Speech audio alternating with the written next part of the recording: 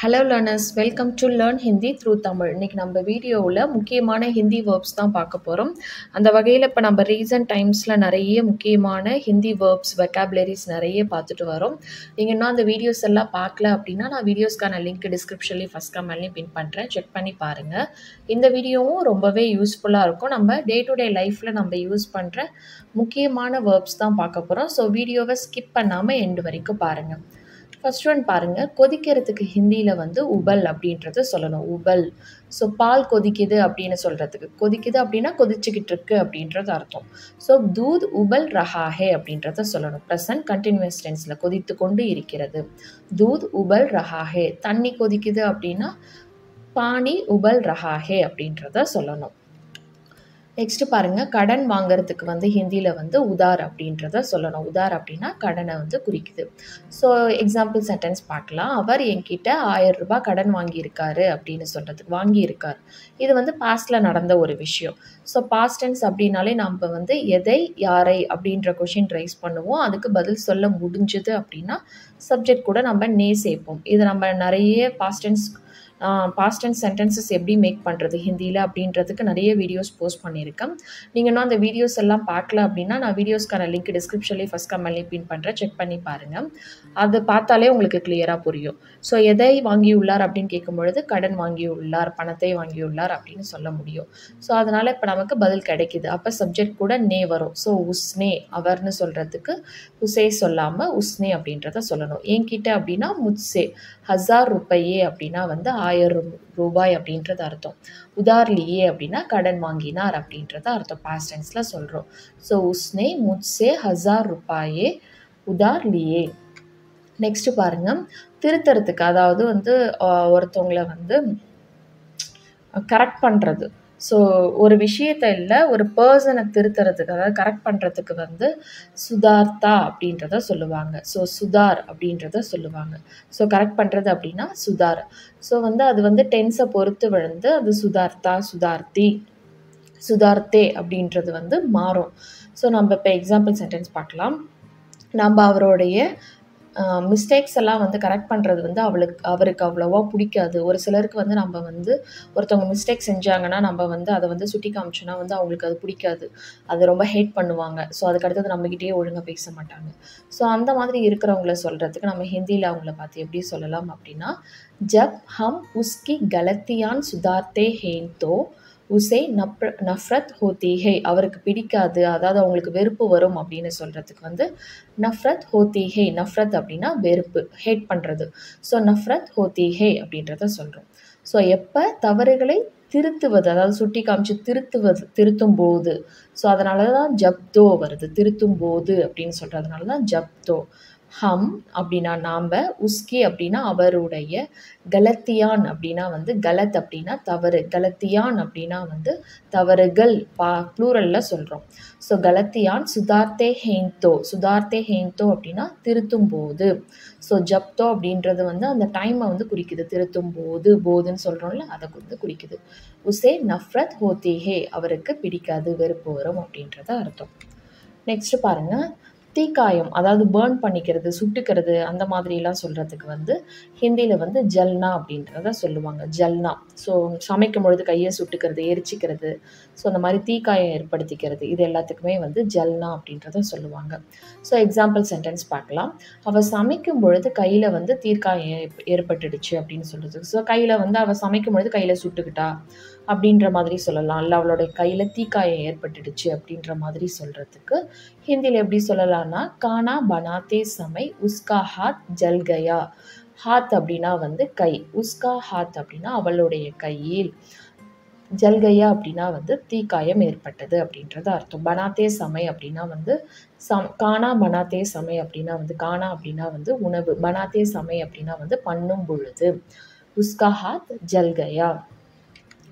Next பாருங்கள், மோதிரத்துக்கு வந்து ஹிந்தியில், அதாவது கிராஷ்னு சொல்லுவோம்ல, ஒரு 2 பொருள் வந்து கிராஷ் ஆகி உடையுது அந்த மாதிரி, அப்போ மோதிரத்து வந்து டக்கரா அப்படின்றத ஹிந்தியில் சொல்லுவாங்க. டக்கரா. ஸோ எக்ஸாம்பிளுக்கு அவள் வந்து காரை வந்து மரத்தில் மோதிட்டா, ஆனால் நல்லபடியாக யாருக்கும் எந்த காயமும் ஏற்படலை அப்படின்னு சொல்கிறதுக்கு வந்து உஸ்னே கார்கோ ஏ பேடு சே டக்கரா தியா, இல்லைனா டக்கரா அப்படின்றத சொல்லலாம். ஸோ மோதிட்டா பாஸ்ட் டென்ஸ். ஸோ எதை மோதிட்டா யாரை மோதிட்டா பதில் சொல்லலாம். ஸோ அதனால் அவள்னு சொல்கிறதுக்கு வந்து உசே சொல்லாமல் உஸ்னே சொல்லணும். உஸ்னே. ஸோ கார்கோ ஐ சவுண்டு வந்ததுனாலே கோ போடணும் ஹிந்தியில் அப்படின்றது அர்த்தம். ஸோ நீங்கள் இங்கே வந்து கோ போடாமல் விட்டாலும் பேசும்பொழுது பிழை இல்லை. பட் வந்து ப்ராப்பர் ஹிந்தியில் வந்து ஐ சவுண்டு இக்கு சவுண்டுக்கு வந்து கோ போடணும். ஸோ அதனால் கார்கோ. ஏக் பேட் சே அப்படின்னா வந்து ஒரு மரத்தில். டக்கரா தியா அப்படின்னா வந்து மோதிவிட்டாள் அப்படின்றது அர்த்தம். லேக்கின் ஆனால், கிசிக்கோ சோட் நஹி ஆயி. சோட் அப்படின்னா வந்து காயத்தை வந்து குறிக்குது. யாருக்கும் அப்படின்னா கிசிக்கோ. சோட் நஹி ஆயி அப்படின்னா யாருக்கும் காயம் ஏற்படவில்லை. நஹி ஆயி அப்படின்னா ஏற்படவில்லை, வரவில்லை, ஆகவில்லை அப்படின்ற மாதிரி அர்த்தம். ஸோ உஸ்னே கார்கோ ஏக் பேட் சே டக்கரா தியா, இல்லைன்னா டக்கரா, லேக்கின் கிசிக்கோ சோட் நஹி ஆயி. நெக்ஸ்ட் பாருங்க, கிரியேட் பண்ணுறதுக்கு. ஸோ ஒரு விஷயம் வந்து உருவாகும்ல, கிரியேட் ஆகும்ல, ஏற்படும்ல, அந்த மாதிரி சொல்கிறதுக்கு வந்து ஃபைதாக்கர் அப்படின்றத சொல்லணும். ஹிந்தியில் ஃபைதாக்கர் அப்படின்னா வந்து உருவாக்குறது. ஸோ ஜங்க் ஃபுட் சாப்பிட்றதுனால உடல்நல கோளாறுலாம் வந்து ஏற்படும் அப்படின்றத நம்ம ஹிந்தியில் எப்படி சொல்லலாம் அப்படின்னா, ஜங்க் ஃபுட் கானே சே ஸ்வாஸ்தி சம்பந்தி சமஸ்யான் ஃபைதா கர்த்தா ஹே. ஸ்வாஸ்தி சம்பந்தி அப்படின்னா வந்து உடல்நல சம்பந்தமான அப்படின்றது அர்த்தம். சமஸ்யான் அப்படின்னா வந்து கோளாறு. ஸோ பிரச்சனைகள் அப்படின்ற மாதிரி அர்த்தம். சமஸ்யா அப்படின்னாலே பிரச்சனை. ஸோ சமஸ்யான் அப்படின்னா வந்து பிரச்சனைகள், கோளாறுகள், ப்ளூரல் ஃபார்ம். ஃபைதா கர்த்தாஹே அப்படின்னா ஏற்படுகின்றன, உருவாக்குகின்றன அப்படின்ற மாதிரி அர்த்தம். ஸோ அதனால் ஒரு விஷயம் பண்ணுறதுனால அதோட இம்பேக்ட், இதனால் இது கிரியேட் ஆகுது அப்படின்னு சொல்கிற மாதிரி. நெக்ஸ்ட்டு பாருங்கள், கடிக்கிறது. So byte. அதுக்கு வந்து ஹிந்தியில் வந்து காட்லியா. ஸோ காட் அப்படின்னா வந்து கடிக்கிறது, பைட் பண்ணுறது அப்படின்றது அர்த்தம்.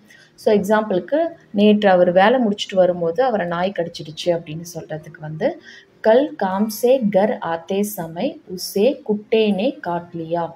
கல் அப்படின்னா நேற்று, காம் சே கர் ஆத்தே சமை அப்படின்னா வேலையிலிருந்து, காம் அப்படின்னா வேலை, வேலையிலிருந்து வீட்டுக்கு வரும்பொழுது, கர் அப்படின்னா வீடு, வரும்பொழுது அப்படின்னா ஆத்தே சமை, போகும்பொழுது அப்படின்னா ஜாத்தே சமை. நம்மளோட 20 days ஸ்போக்கன் ஹிந்தி கிளாஸ் வீடியோவில் இந்த ஃபார்மேட் ஒன்று பார்த்துருப்போம். வரும்பொழுது, போகும்பொழுது, தூங்கும் பொழுது, சாப்பிடும் பொழுது, இதெல்லாம் எக்ஸாம்பிள் சென்டென்சஸில் நம்ம வந்து எப்படி டே டு டே லைஃப்பில் யூஸ் பண்ணுறது, ஹிந்தியில் சொல்கிறது அப்படின்றத எக்ஸ்பிளைன் பண்ணியிருப்போம். அது பார்த்தீங்கன்னா உங்களுக்கு புரியும். ரூட் வேர்பு கூட தே சமை அப்படின்னா வரும்பொழுது அப்படின்னா ஆத்தே சமை, போகும்பொழுது அப்படின்னா ஜாத்தே சமை, காத்தே சமை அப்படின்னா சாப்பிடும் பொழுது. ஸோ பனாத்தே சமை அப்படின்னா செய்யும் பொழுது, கர்த்தே சமை அப்படின்னாலும் செய்யும் பொழுது அப்படின்றது தான் குறிக்கும். ஸோ காம் சே கர் ஆத்தே சமை அப்படின்னா வேலையிலிருந்து வீட்டுக்கு வரும் பொழுது, கர் ஆத்தே சமை அப்படின்னா வீட்டுக்கு வரும் பொழுது. உசே அப்படின்னா அவரை, குட்டேனே அப்படின்னா வந்து நாயை வந்து குறிக்குது. காட்லியா அப்படின்னா கடித்து விட்டது. ஸோ கல் காம் சே கர் ஆத்தே சமை உசே குட்டேனே காட்லியா. ஸோ இங்கே வந்து காட் அப்படின்றத வந்து கடிக்கிறத வந்து குறிக்குது. நெக்ஸ்ட் பாருங்கள், குணப்படுத்துறதுக்கு வந்து ஹிந்தியில் வந்து இலாஜ்கர் அப்படின்றத சொல்லுவாங்க. அதாவது க்யூர் பண்ணுறதுக்கு வந்து இலாஜ் அப்படின்ற வார்த்தை. இலாஜ்கர் அப்படின்னா குணப்படுத்துகிற அந்த ஆக்ஷனை வந்து குறிக்குது.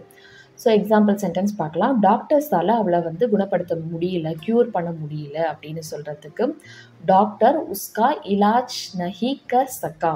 ஸோ முடியவில்லைன்னு பார்க்குறோம். ஸோ அதனால் நஹி கர் சக்கே அப்படின்றத சொல்கிறோம். இலாஜ் நஹி கர் சக்கே. இதுவே குணப்படுத்த முடிஞ்சுது அப்படின்னு சொல்கிறதுக்கு வந்து இலாஜ் கர் சக்கே அப்படின்றத சொல்லணும்.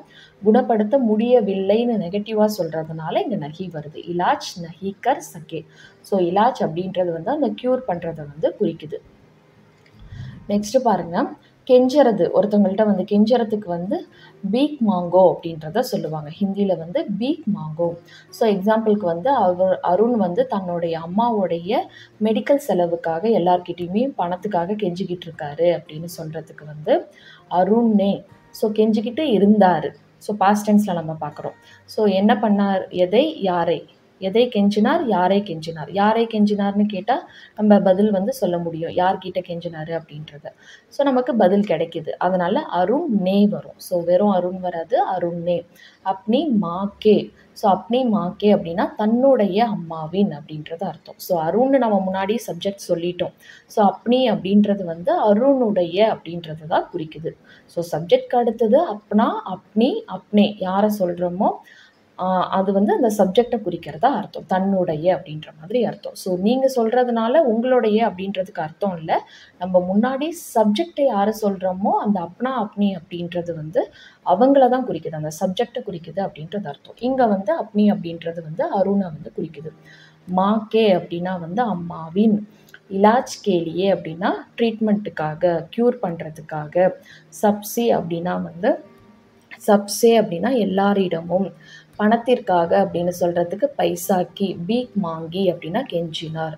ஸோ அருண் ने अपनी माँ के इलाज के लिए सबसे पैसा की भीख मांगी. நெக்ஸ்ட் பாருங்க, குறை சொல்றது ப்ளேம் பண்ணுறதுக்கு வந்து தோஷ் தே அப்படின்னு சொல்லுவாங்க. தோஷ் தே, உன்னுடைய மிஸ்டேக்காக அவரை ஏன் குறை சொல்கிற அப்படின்னு சொல்கிறதுக்கு வந்து ஆப் அப்னி கலத்தி கேலியே உசே தோஷ் கியோன் தே ரஹேஹேன். ஆப் அப்படின்னா வந்து நீங்கள், அப்னி கலத்தி கேலியே அப்படின்னா உங்களுடைய மிஸ்டேக்காக. ஸோ இப்போ தான் பார்த்தோம், ஆப் அப்படின்னு நம்ம முன்னாடி வந்து சப்ஜெக்டை வந்து சொல்லிட்டோம். நீங்கள் அப்படின்றது தான் அங்கே சப்ஜெக்ட். அப்னி அப்படின்றது வந்து அவங்கள, அந்த பர்சனை தான் குறிக்குது. கலத்தி கேலியே அப்படின்னா தவறிற்காக அப்படின்றது அர்த்தம்.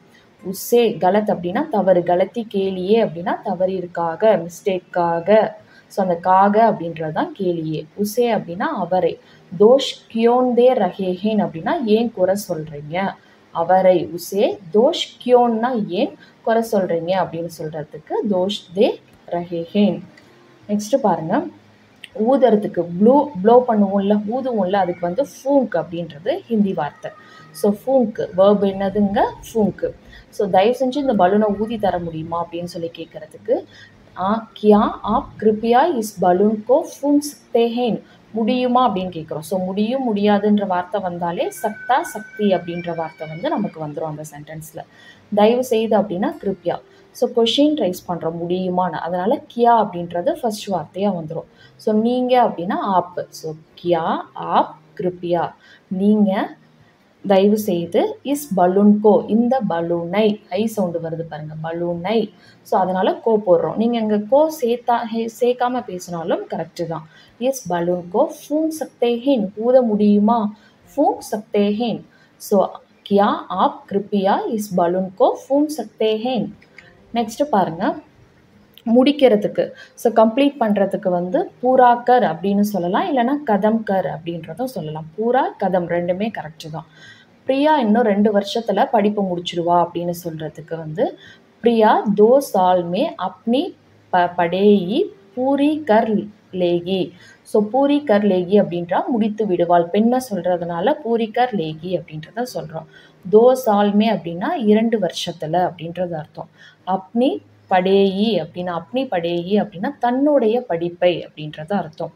ஸோ பிரியா 2 साल में अपनी पढ़ाई पूरी कर लेगी. ஸோ இந்த வீடியோ உங்களுக்கு யூஸ்ஃபுல்லாக இருக்கும் நம்புகிறேன். இப்போ பார்த்த வேர்ப்ஸ் எல்லாம் திரும்ப ஒன்ஸ் வந்து ரீகலெக்ட் பண்ணிங்க அப்படின்னா உங்களுக்கு நிறைய இடங்களில் பேசுகிறதுக்கு ரொம்பவே யூஸ்ஃபுல்லாக இருக்கும்.